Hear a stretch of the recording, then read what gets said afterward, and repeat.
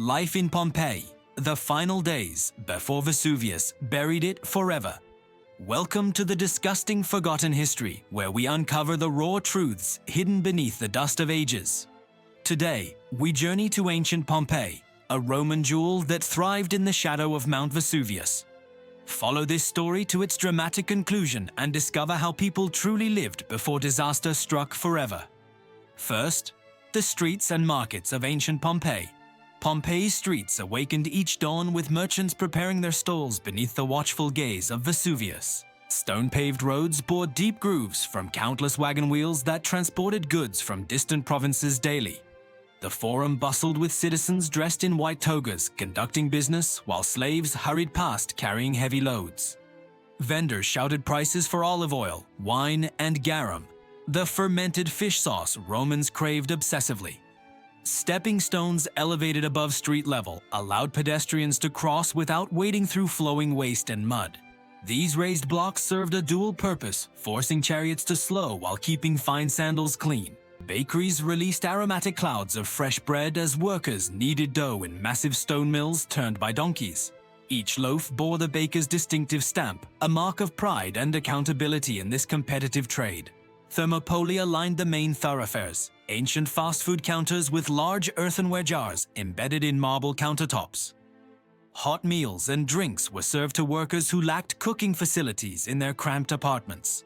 Graffiti covered nearly every available wall surface, revealing political slogans, crude jokes, and declarations of passionate love. These scrolled messages gave voice to common people whose stories rarely appeared in official records or histories. The marketplace teemed with exotic goods from across the empire, including African spices, Egyptian papyrus, and Spanish metals. This commercial diversity demonstrated Pompeii's importance as a regional hub connecting Mediterranean trade routes and local production. Second, daily life inside Pompeian homes. Wealthy Pompeians resided in spacious domus houses built around central open-air atriums that captured precious rainwater. These elegant structures featured elaborate frescoes depicting mythological scenes and gardens bursting with impossible colors and detail. The atrium served as the heart of domestic life, where family members gathered and important guests received formal welcomes. A shallow pool called the impluvium collected rainwater while reflecting light throughout the surrounding covered walkways and rooms. Private quarters remained cool during scorching summers thanks to thick walls and strategically positioned windows facing interior courtyards. Bedrooms contained simple wooden furniture, though the wealthy slept on beds with bronze fittings and woven mattresses.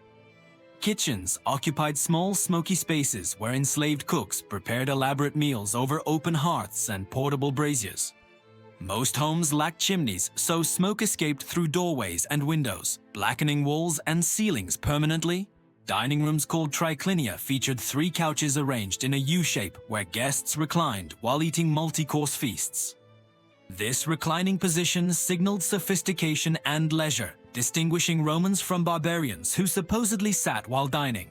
Gardens flourished in the peristyle courtyards beyond the atrium, filled with fountains, statuary, and carefully cultivated plants. These green spaces provided aesthetic pleasure and practical herbs for cooking and medicinal purposes throughout the year.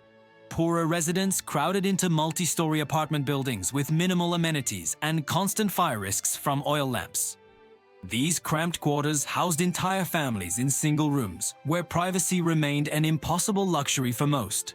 Third, the dark realities of sanitation and health. Public latrines consisted of stone benches with circular openings positioned over channels where flowing water carried waste away. Men sat shoulder to shoulder, conducting business discussions while relieving themselves in this communal and oddly social setting. Romans used sponges attached to wooden sticks instead of paper, rinsing them in vinegar or salt water between uses. These shared cleaning implements spread diseases rapidly, despite the empire's sophisticated understanding of engineering and public infrastructure. Streets served as open sewers where chamber pots were emptied from upper-story windows with barely a warning shout. Pedestrians learned to walk carefully and listen for the telltale sounds of shutters opening above dangerous thoroughfares. The wealthy employed slaves to carry their waste in special containers to designated dump sites beyond city walls. This created a hierarchy even in waste disposal, where poverty meant living closest to accumulating filth and disease. Lead pipes delivered water throughout the city, despite physicians noting strange health problems among those drinking from them. The Romans never connected their sophisticated plumbing with the neurological damage and reproductive issues plaguing urban populations. Public baths provided opportunities for hygiene, but also breeding grounds for waterborne illnesses affecting all social classes equally. The same pools accommodated hundreds of bathers daily without filtration or adequate cleaning between sessions throughout busy days. Medical practices combined genuine anatomical knowledge with superstitious remedies, including crushed mouse brains and powdered gladiator blood.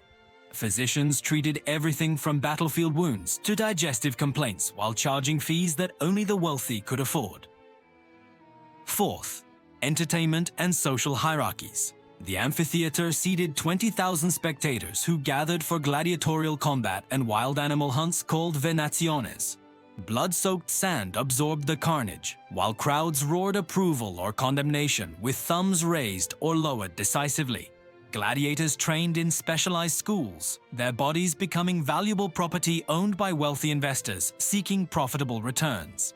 These fighters enjoyed celebrity status despite their enslaved or condemned criminal origins, receiving gifts from admirers and sponsorship deals. Social seating arrangements reinforced rigid class distinctions, with elite families occupying shaded front rows near the action. Common citizens climbed to higher tiers, while slaves and foreigners stood in the blazing sun at the very top. Theater performances presented Greek tragedies and bawdy comedies featuring exaggerated masks and elaborate costumes before educated audiences. These cultural events demonstrated sophistication and provided acceptable venues where women could appear publicly alongside male companions respectfully.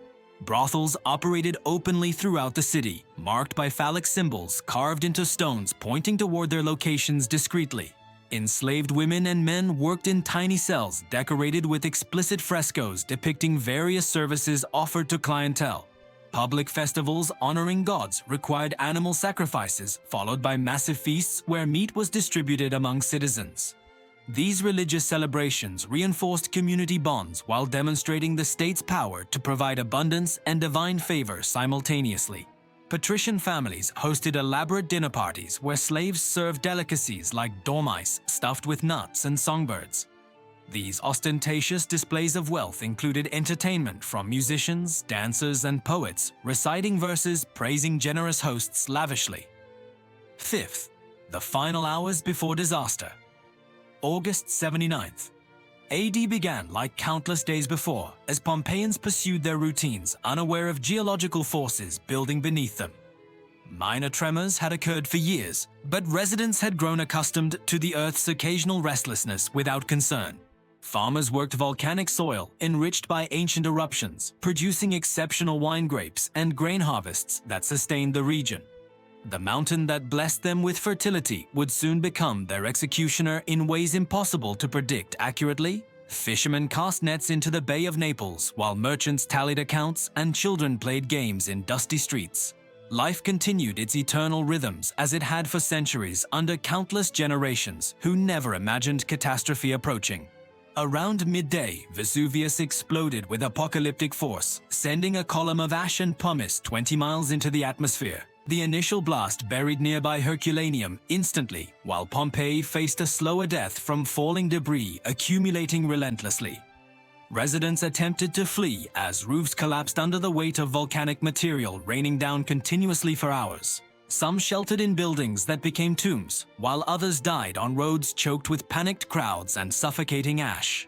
Pyroclastic surges, superheated avalanches of gas and rock, eventually swept through the city at devastating speeds, incinerating everything instantly.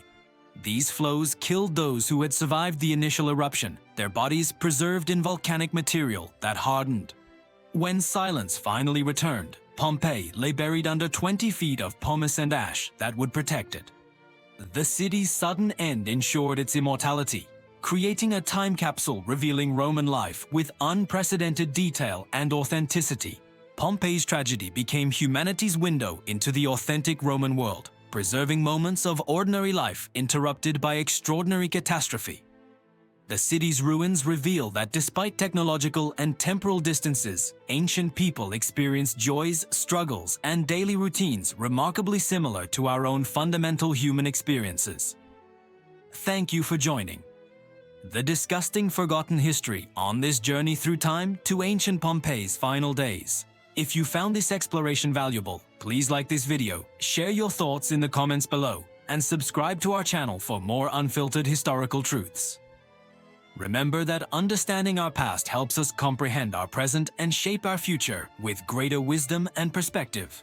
Until next time, keep questioning and keep discovering the forgotten stories that shaped our world.